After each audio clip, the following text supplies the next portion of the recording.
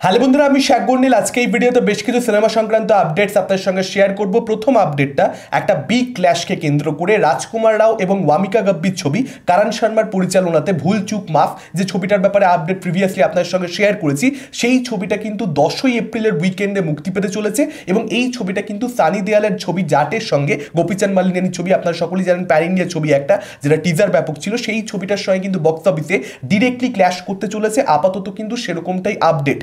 এবং আপনারা মনে করতে পারেন যে রাজকুমার রাওয়ের ছবি, ওয়ামিকা গাব্বির ছবি, এমন কি বা হবে, রোমান্টিক কমেডি একটা ছবি। আপনাদেরকে জানিয়ে রাখি, এটা ম্যাড ডগ ফিল্মসের ছবি। ম্যাড ডগ ফিল্মস কিন্তু আজকাল যে সমস্ত ছবিগুলো আনছে, প্রপার একটা প্রমোশনের সঙ্গে সাবজেক্ট অনুযায়ী প্রমোশন করে তারা কিন্তু আনছে, যে কারণে কিন্তু তাদের ছবি বক্স অফিসে রিজনেবলি ভালো পারফর্ম করছে। জাটের সামনে এই ছবিটাকে খুব একটা খাটো করে দেখবার কিন্তু কারণ নেই। অবশ্যই জাট একটা মাস ছবি, যে কারণে ক্ল্যাশ হয়তো এগিয়ে থেকে শুরু করবে ট্রেলার ভালো হলে, কিন্তু এই ছবিটাও কিন্তু বক্স অফিসে একটা ঠিকঠাক কালেকশন করতে পারে যদি ট্রেলার কিংবা ছবির কনসেপ্ট যদি ইন্টারেস্টিং হয়, যদি কমেডি ট্রেলারের মধ্যে ওয়ার্ক করে, তাহলে কিন্তু এই ছবিটা অবশ্যই ভালো কালেকশন করতে পারে। মার্চ এন্ডে সিকান্দার আসছে, সালমান খানের ছবি ইয়ার মুরুগাদাসের সঙ্গে, আপনারা সকলেই জানেন। এবং 18ই এপ্রিল আসতে চলেছে কেসারি 2 অক্ষয় কুমারের সঙ্গে, ফ্র্যাঞ্চাইজি ছবি। অর্থাৎ এখানে 20 দিনের গ্যাপে কিন্তু 4টে না হোক, 4টের মধ্যে 3টে অন্তত পক্ষে আপনারা ধরতেই পারেন, 3টে কিন্তু বড় বলিউড ছবি মুক্তি পেতে চলেছে। একটা বিগ বলিউড ক্ল্যাশ কিন্তু বা সেমি ক্ল্যাশ কিন্তু আমরা দেখতে পেতে চলেছি এই গরমকাল। এর পরবর্তী আপডেটটা হর্ষবর্ধন রানীকে কেন্দ্র করে সানাম তেরি কসম রিলিজ হয়েছে, প্রচন্ড ভালো কালেকশন করছে, আপনারা সকলেই জানেন। এবং ঠিক সেরকমই একটা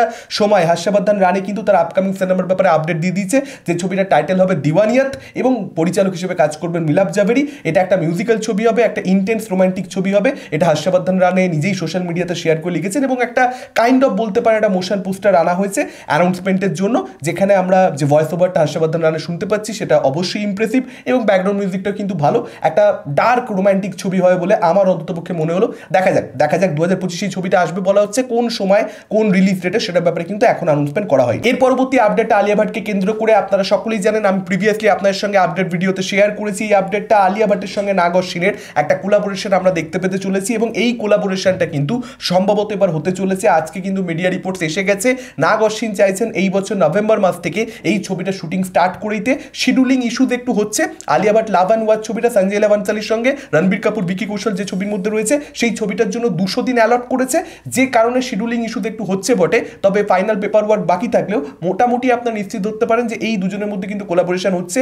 যদি নভেম্বর মাস থেকে শুটিংটা স্টার্ট হয়ে যায় সেক্ষেত্রে খুব ভালো কথা। আশা করছি সেক্ষেত্রে আমরা মিডিয়া রিপোর্টস আরও বেশ কিছু পেয়ে যাব এই প্রজেক্টটাকে কেন্দ্র করে। এবং পরের বছর 2026-এর এন্ড থেকে কিন্তু কালকি 280 শুটিং স্টার্ট হতে চলেছে। অর্থাৎ আপনারা ধরে রাখতে পারেন 2028-এর আগে কোনোভাবে কিন্তু কালকির সিকুয়ালটা আপনারা দেখতে পাবেন না। এখানে কিন্তু ফার্স্ট ছবিটার অনেক বছর পরে কিন্তু সেকেন্ড ছবিটা আসছে, যেটা কিন্তু কোথাও একটা আমি বলবো ফ্র্যাঞ্চাইজির ক্ষেত্রে হওয়া উচিত নয় বা ইউনিভার্সের ক্ষেত্রে হওয়া উচিত নয়। মানে প্রত্যেক বছর একটা করে ছবি কিন্তু মার্ভেলও আনে, প্রত্যেক বছর একটা করে ছবি কিন্তু ইনফ্যাক্ট হরর কমেডি ইউনিভার্স এখন আমরা দেখতে পাচ্ছি 2টো করে ছবি আনছে। স্পাই ফ্র্যাঞ্চাইজির ক্ষেত্রে সেরকমই একটা জিনিস আমরা দেখতে পেতে চলেছি, অনেকগুলো ছবি তাদের লাইন আপে রয়েছে, আপনারা সকলেই জানেন। তো সেম জিনিসটা এখানে কালকির মেকারদের ট্রাই করা উচিত, যদিও প্রবলেম হচ্ছে এখানে একজন ডিরেক্টর, নাগ অশ্বিনী সবটা সামলাচ্ছে। এর পরবর্তী আপডেটটা ধামাল ফ্র্যাঞ্চাইজির আপকামিং সিনেমাকে কেন্দ্র করে, যেখানে আপনারা অজয় দেবগনকে দেখতে পাবেন, অনিল কাপুরকে দেখতে পাবেন, জাভেদ জাফরিকে দেখতে পাবেন, আরশাদ ওয়ারসিকে দেখতে পাবেন। এই ছবিটার ব্যাপারে যেটা আপডেট, পরবর্তী মাস থেকে অর্থাৎ মার্চ মাস থেকে এই ছবিটা কিন্তু শুটিং স্টার্ট হয়ে যাবে। প্রি প্রোডাকশনের কাজ ফুল সুইংয়ে চলছে এবং যে মূল কাস্টিংটা সেই কাস্টিংটাই ফিরে আসছে। এবার দেখা যাক ছবিটা কিরকম কি হয় এবং কবে রিলিজ হয়। এর পরবর্তী আপডেটটা শাহরুখ খানকে কেন্দ্র করে, তার আপকামিং সিনেমা পরিচালক সিদ্ধার্থ আনন্দের সঙ্গে, আপনারা সকলেই জানেন আপকামিং সিনেমা হচ্ছে কিং, যেখানে আপনারা শাহরুখ কন্যা সুহানা খানকে দেখতে পাবেন। এই ছবিটার ব্যাপারে একটা আপডেট প্রিভিয়াসলি আপনাদের সঙ্গে আমি শেয়ার করেছিলাম, যে আপডেটটা আরও একবার ঘুরে ফিরে নতুন রূপে এসেছে আর কি। আমরা এখানে জানতে পাচ্ছি যে কিংয়ের মধ্যে একটা ভিলেন নয়, অনেকগুলো ভিলেন থাকবে, মাল্টিপল অ্যান্টাগনিস্ট এখানে থাকবে এবং তাদের থেকে মাল্টিপল চ্যালেঞ্জেস যেখানে শাহরুখের ক্যারেক্টারটাকে ফেস করতে হবে, এটা একটা আপডেট রয়েছে। তার সঙ্গে সঙ্গে আরও একটা আপডেট রয়েছে, যেখানে কিন্তু একটা নায়িকার চরিত্র প্রপারলি থাকবে, অর্থাৎ শাহরুখের বিপরীতে এখানে কিন্তু একজন ফিমেল প্রোটাগনিস্টকেও আমরা দেখতে পেতে পারবো, মানে ফিমেল লিডকে আমরা এখানে পাবো। এবার সেই ক্যারেক্টারটা কে প্লে করবে সেটার ব্যাপারে কিন্তু এখন অব্দি কোনো রকম কোনো আপডেট নেই, পরিষ্কার বুঝতে পারা যাচ্ছে। লিও দ্য প্রফেশনালের থেকে যে একটা অ্যাডাপ্ট করা হয়েছে সেরকম একটা আপডেট ছিল, এই ছবিটা কিন্তু অ্যাডাপ্টই করা হবে, মানে একদম কিন্তু লাইন ধরে গল্পের লিও দ্য প্রফেশনালে সেটা কিন্তু এখানে হবে না। তার কারণ লিও দ্য প্রফেশনাল ছবিটা যারা দেখেছে তারা খুব ভালো মতো জানবে যে ন্যাটালিয়া পোর্টম্যানের ক্যারেক্টারটার সঙ্গে অ্যাকচুয়ালি মানে সেটাই আর কি। আবার এখন এই কথাবার্তাগুলো বললে আবার সামার আনার বিষয় চলে আসবে, যাই হোক আমি সেদিকে ঢুকছি না, সেটা আবার বিতর্কিত সম্পর্ক।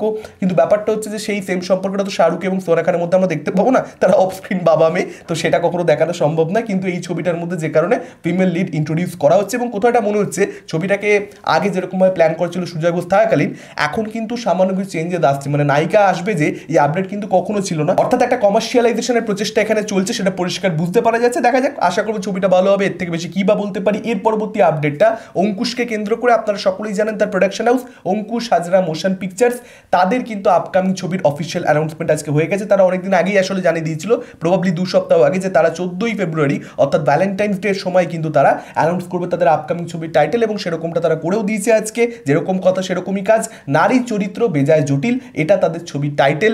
এবং যে অ্যানাউন্সমেন্টটা আনা হয়েছে সেখানে আমরা অঙ্কুশের ভয়েস ওভার শুনতে পাচ্ছি। এটা মজার ভয়েস ওভার, ঠিকঠাক, খুব এক্সট্রাঅর্ডিনারি কিছু হয়নি, একটা মজার ভয়েস ওভার রয়েছে, যেখানে উত্তম কুমারের নারী চরিত্র বেজায় জটিল আপনারা সকলেই জানেন। তো উত্তম কুমারের আমরা মেনশনও দেখতে পাচ্ছি অঙ্কুশের সেই ভয়েস ওভারে। এমনি একটা ঠিকঠাক অ্যানাউন্সমেন্ট হয়েছে। এবার দেখা যাক ছবিটা কিরকম কি হয়। সুমিত সাহিল, যাদের সঙ্গে মির্জা ছবিটা অঙ্কুশ বানিয়েছিলেন, তারাই কিন্তু এই ছবিটার পরিচালনার দায়িত্ব সামলাবেন। নায়িকা কি হয় সেটাও দেখা যাক, আপাতত তো কিছু আপডেট নেই। এটা ছিল আজকে ওভারঅল আপডেটস। আপনাদের কি মতামত আপডেট সম্পর্কে আপনারা প্লিজ জানান, প্লিজ জানান। আপনাদেরকে রোজ জানাতে বলে আপনি কিছুই জানান না। দেখেন 3000 লোক, 4000 লোক বা 2000 লোক, 1000 লোক, হোয়াট এভার কমেন্ট করছে মাত্র 10 জন, এগুলো ঠিক? প্লিজ কমেন্ট করুন, এই কী করছেন আপনারা। এই ভিডিওটা ভালো লাগলে লাইক করতে পারেন, শেয়ার করতে পারেন। আমাদের চ্যানেল নতুন হলে চ্যানেলটাকে অবশ্যই সাবস্ক্রাইব করতে পারেন। আজকের মতন টাটা, চোখ রাখুন পরবর্তী ভিডিওতে।